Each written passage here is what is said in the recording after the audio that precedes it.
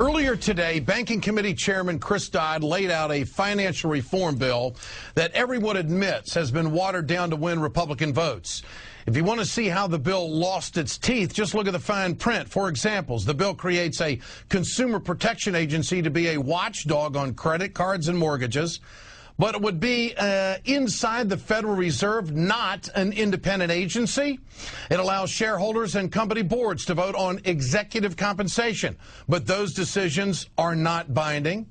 The bill lays out a process to, quote, wind down the so-called too-big-to-fail banks, but there's a lot of red tape and a potentially lengthy appeals process for that. And it has a new tough regulations for risky derivatives like the kind that caused the financial crisis in the first place.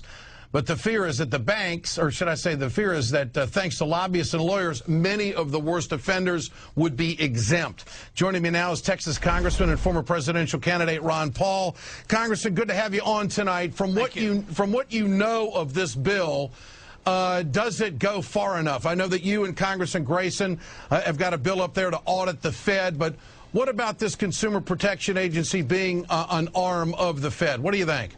Well, that gives more power to the Fed and doesn't do the job. Of course, I don't argue for more regulations, but I support Barney Frank on this, that it should be independent and out of the Federal Reserve. The whole idea of putting it in the Federal Reserve and giving them more power, and they get the financing. They call it self-financing, which means it's out of the prerogatives of the Congress to audit it. So to me, I don't think it'll do a job. I think everything they have in there are loopholes in it. You know, whether they're trying to pretend to regulate the big banks and all. I think there's a lot of loopholes in that.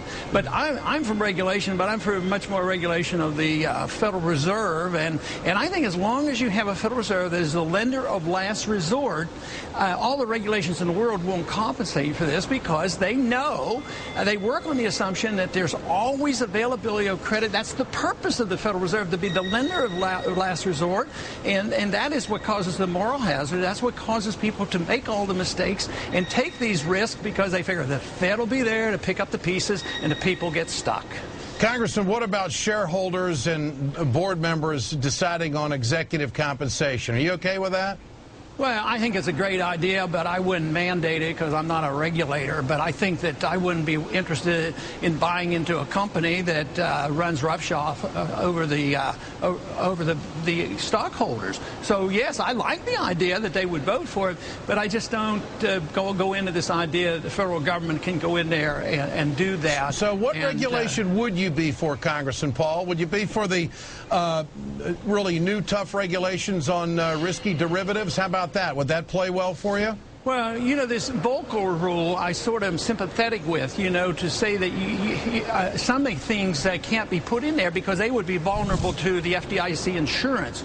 And I voted against repealing Glass-Steagall for that very purpose. So I think that's well intended, and hopefully I can support that. I don't know the exact details on that, but it's something like that, inviting people to take risk and not restrain that. I don't think we should open the door to the taxpayer being liable to bail out all these people. So something like the Volcker rule I would be sympathetic to and look at closely. This is kind of a tough call for you small government guys, isn't it? I mean, you don't want Wall Street to want to run away with anybody's money, but in the same sense, you're not one that wants a whole lot of government intervention and regulation. Yeah, that's why I argue really for the true reform, and that is to the reform of the Federal Reserve and the whole concept of money. Because once you allow governments and a secret bank like the Federal Reserve to create money out of thin air, you allow things like wars to be fought because you don't have to be responsible. The Fed will pick up the debt. Yeah. And the deficits are huge today because of the Fed.